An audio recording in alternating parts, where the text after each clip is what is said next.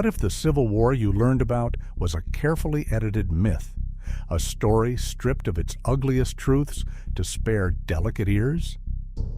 Tonight, we drag history's darkest corners into the light. This is the Civil War they don't teach, where Lincoln's fight to end slavery collided with backroom political schemes, where Union generals turned freedmen into pawns, and where the South's surrender birthed a new era of oppression masked as freedom. Forget the sanitized tales of brother against brother.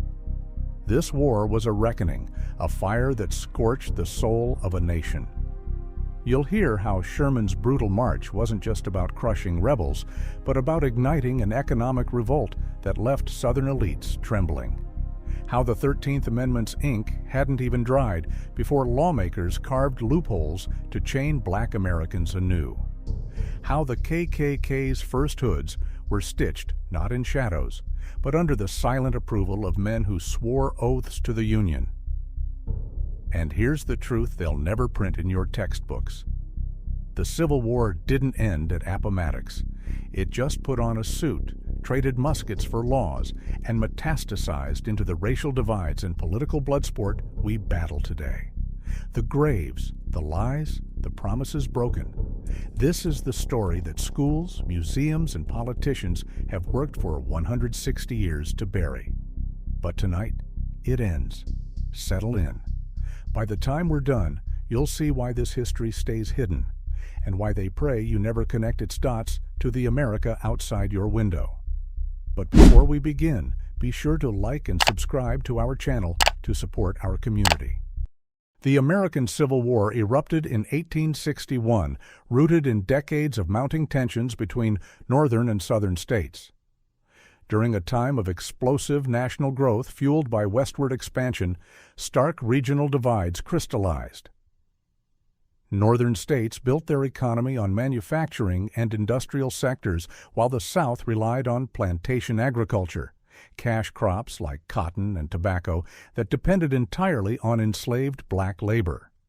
As settlers pushed into Western territories, clashes intensified between Northern abolitionists and Southerners who viewed attacks on slavery as existential threats.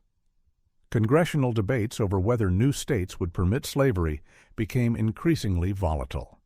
Opposition to slavery became the defining cause of the newly formed Republican Party. Abraham Lincoln's election as the Republican candidate in 1860 proved the breaking point for Southern leaders. By early 1861, 7 states, South Carolina, Mississippi, Florida, Alabama, Georgia, Louisiana, and Texas, seceded, forming the Confederate States of America under President Jefferson Davis. While debates over states' rights and political representation played a role, slavery remained the irreconcilable issue dividing the nation.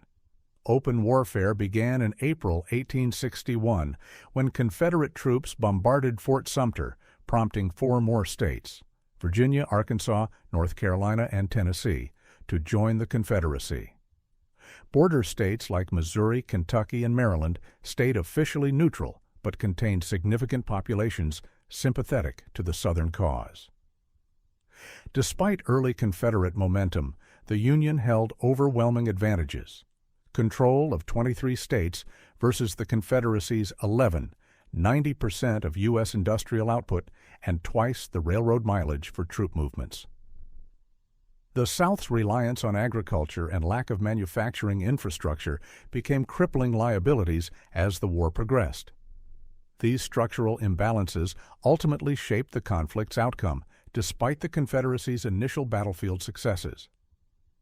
The Union held logistical superiority for waging war, but Confederates boasted strong military traditions and seasoned generals.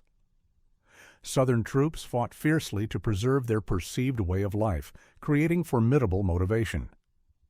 Early Union hopes for quick victory evaporated at Bull Run's first battle, where Stonewall Jackson's forces routed Federal troops back toward Washington.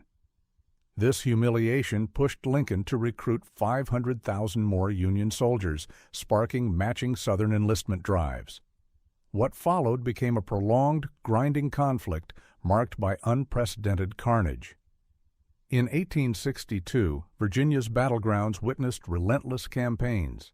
Confederate legends Robert E. Lee and Stonewall Jackson bloodied Union armies led by McClellan and Halleck, though momentum shifted late that year. September's Antietam clash became the war's deadliest single-day battle. Union troops repelled Lee's advance, but squandered their chance to crush his army, infuriating Lincoln.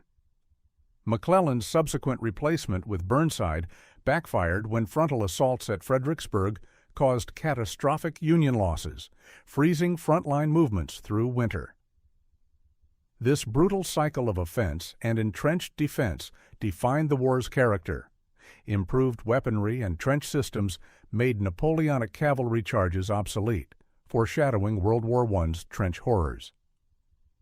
Antietam's strategic Union victory let Lincoln issue the Emancipation Proclamation, freeing enslaved people in rebel territories through executive war powers. By this stage, Lincoln had fully embraced abolitionism. Defending his landmark decision, he stated, "I never in my life felt more certain that I was doing right." While morally imperative, this move also carried strategic weight, bolstering Northern morale, attracting black recruits, and reframing the war's purpose. These provisions became permanent through 1865's 13th Amendment. The 1863 Gettysburg Campaign marked Lee's deepest Northern incursion, culminating in Lincoln's iconic address honoring fallen soldiers from both sides. As anti-war Copperheads pushed for negotiated peace, Lincoln finally found his match in General Ulysses S. Grant, a tenacious commander unafraid of brutal attrition warfare. Grant's appointment would fundamentally alter the conflict's trajectory through relentless campaigns that leveraged Union advantages. Grant's Vicksburg triumph became another war-defining moment. By 1864, Lincoln placed him in command of all Union forces. Partnering with Sherman, Grant implemented relentless campaigns that exploited Northern industrial advantages through coordinated pressure tactics. Sherman's Georgia campaign, March to the Sea, crippled Confederate supply lines and civilian morale, while Grant's prolonged sieges of Petersburg and Richmond strangled Southern infrastructure. Despite horrific Union losses, Grant's iron resolve finally broke Lee's army in April 1865. National victory turned tragic days later when Confederate sympathizer John Wilkes Booth assassinated Lincoln at Ford's Theater. Lincoln's dual legacy, preserving the Union and abolishing slavery, secured his historical immortality. Reconstruction's daunting challenges now dominated, cementing federal supremacy over states and fulfilling the Constitution's unrealized egalitarian promises through what some termed a second founding. The 13th Amendment, 1865, abolished slavery, followed by the 14th, 1868, guaranteeing birthright citizenship, and the 15th, 1870, protecting voting rights regardless of race. Southern resistance emerged through Black Codes, KKK terrorism, founded 1866, and sharecropping systems. Many black families migrated northward seeking safety, though racism persisted nationally. Meaningful equality awaited the 1960s civil rights movement. The war solidified America's political divide, with Democrats becoming linked to Southern racial hierarchies and Republicans championing federal authority and civil rights. Though party platforms later shifted, this North-South ideological split entrenched congressional gridlock, still shaping modern politics. With 620,000 dead, comparable to 6 million modern deaths, the conflict left psychological wounds alongside physical destruction. It forged an unfinished Union continually confronting racial injustice and centralized governance debates. Yet its core victory remains, establishing legal mechanisms for progress, even when societal change lagged generations behind. So here's the question they don't want you asking. What if the Civil War was never about the past, but a warning about our future? Think about it. Every racial protest, every voting rights battle, every screaming headline about states' rights is just Appomattox fought with hashtags instead of cannons. The textbooks claim the war ended in 1865, but walk through any Southern courthouse and see Confederate monuments still guarding the halls of power. Drive through counties where the same families that once owned plantations now control legislatures.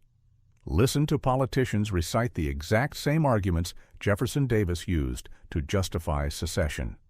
The war didn't vanish, it evolved. And here's the ultimate forbidden truth. You're living in Reconstruction 2.0. The same playbook used to sabotage black votes in 1876 is being dusted off today. The same rhetoric that defended slavery now fuels modern culture wars. The Union Lincoln saved? It's still fractured, not by geography, but by the myths we refuse to dismantle. So I'll leave you with this. The next time someone calls the Civil War ancient history, ask them why its ghosts still draft our laws, haunt our streets, and whisper through every debate about who belongs. The truth? We're all still soldiers in this war. The battlefield just changed.